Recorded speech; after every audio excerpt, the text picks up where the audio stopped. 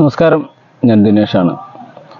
ഇത് ഒരു സ്പൂൺ ഈ രാസവളം മതി നിങ്ങളുടെ ചെടി പൂവിട്ട് നിറയാൻ. നമ്മളെപ്പോഴും യൂട്യൂബിൽ കാണുന്ന വീഡിയോ ആണ്. അപ്പോൾ എന്താണ് ഈ വളം, ഈ വളത്തിൻ്റെ ആക്ഷൻ എങ്ങനെയാണെന്നാണ് പറയുന്നത് കേട്ടോ.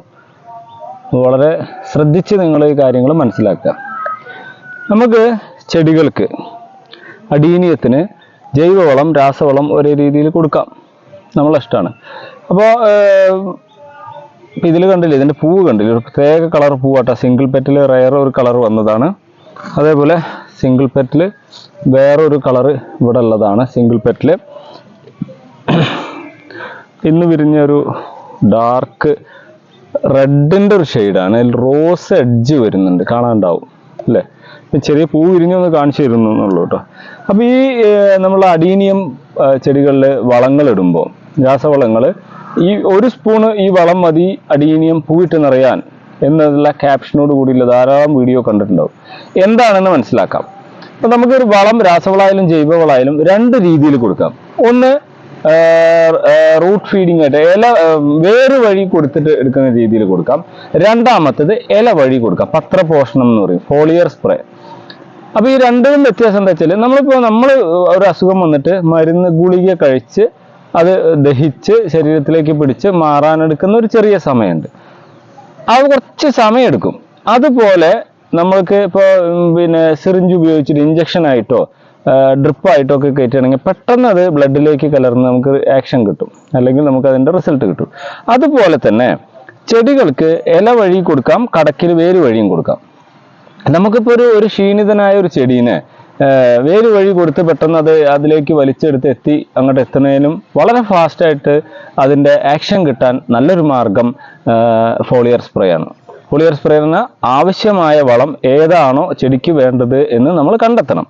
ഇപ്പോൾ നൈട്രജൻ ആണോ ഫോസ്ഫർ ആണോ പൊട്ടാഷ്യം ഏതാണെന്ന് വെച്ചാൽ, അല്ലെങ്കിൽ മൈക്രോ ന്യൂട്രിയൻസ് മാക്രോസ് ഏതായാലും അത് കണ്ടെത്തിയിട്ട് അത് വേണ്ട തോത്, അതാണ് ഒരു സ്പെഷ്യലിസ്റ്റ് അല്ലെങ്കിൽ ഒരു എക്സ്പേർട്ടിൻ്റെ കഴിവ്.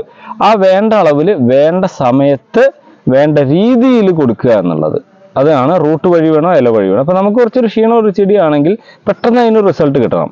അതിന് നമ്മൾ ഫോളിയർ സ്പ്രേ കൊടുത്തു. അപ്പോൾ കുറച്ച് കാലമായിട്ട് വളങ്ങളൊന്നും ഉപയോഗിക്കാത്തൊരു ചെടിയാണ്, ചെടിക്ക് ഒരു ക്ഷീണമുണ്ട്, കോഡക്സ് ഒക്കെ ചുങ്ങി നിൽക്കുന്നു, വേരൊന്നും അധികം ഇതായില്ല, പെട്ടെന്നൊരു റിസൾട്ട് കിട്ടാൻ ഫോളിയർ സ്പ്രേ കൊടുക്കാം.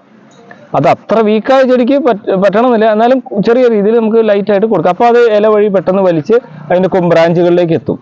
അതാണ് ഈ ഫോളിയർ സ്പ്രേൻ്റെ ഗുണം. ഇല വഴി കൊടുക്കുമ്പോൾ അപ്പോൾ നമ്മൾ ഡ്രിപ്പ് കയറ്റുന്ന പോലെ തന്നെ, മനുഷ്യൻ ഹോസ്പിറ്റലിൽ ചെയ്യുന്ന പോലെ നമുക്ക് വല്ലപ്പോൾ, അതാണ് ഞാൻ ഏറ്റവും കൂടുതൽ ഉപയോഗിക്കുന്നത് കേട്ടോ. ഇല വഴി ഇങ്ങനെ ഇടയ്ക്കിടയ്ക്ക് ഫീഡ് ചെയ്ത് കൊടുക്കും. അപ്പോൾ അത് ചെടി അപ്പം തന്നെ ഇൻസ്റ്റൻ്റ് ആണ്. നമ്മളിപ്പോൾ കൊടുത്തു അപ്പം തന്നെ അത് ചെടി വലിച്ചെടുക്കുകയാണ്. കടക്കിൽ കൊടുക്കുമ്പോൾ അത് സമയമെടുക്കും. പക്ഷേ സ്ഥിരമായി ഫോളിയർ സ്പ്രേ വളങ്ങൾ ഫെർട്ടിലൈസേഴ്സ് കൊടുക്കുന്ന ഒരാളെ സംബന്ധിച്ച് ആ ചെടിക്ക് ദോഷമാണ്. കാരണം ചെടിക്ക് ആഹാരം വലിക്കാനുള്ള കഴിവ് നഷ്ടപ്പെടും. അതായത് ചെടിക്ക് ആഹാരം വലിക്കാൻ ഒരു താല്പര്യം ഉണ്ടാവില്ല, കിട്ടുന്നത് ഇല വഴി കിട്ടുന്നുണ്ടല്ലോ എന്നുള്ള വിധത്തിൽ.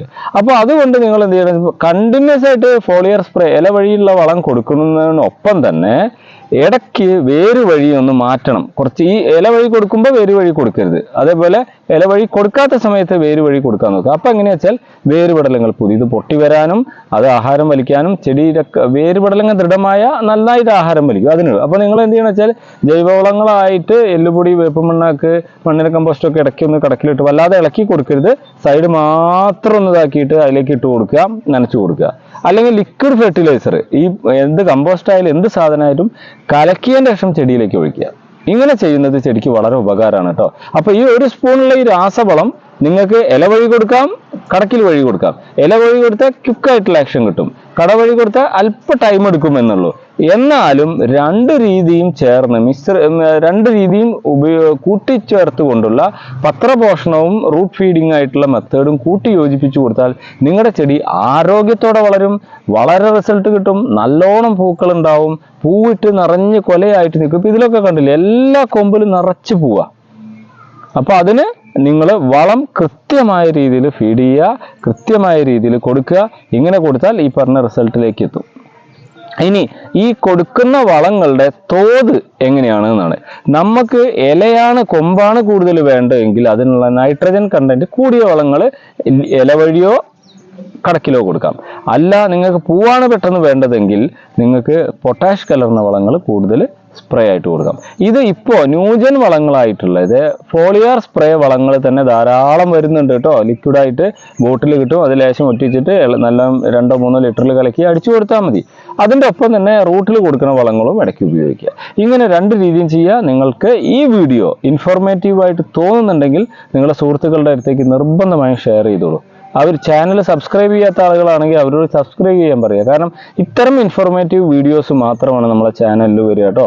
അപ്പോൾ നിങ്ങൾക്ക് ഉപകാരപ്രദമായ വീഡിയോ ഇനിയും എൻ്റെ അടുത്ത് നിന്ന് ഉണ്ടാവും. നിങ്ങളുടെ സഹകരണത്തിന് നന്ദി. Thank you.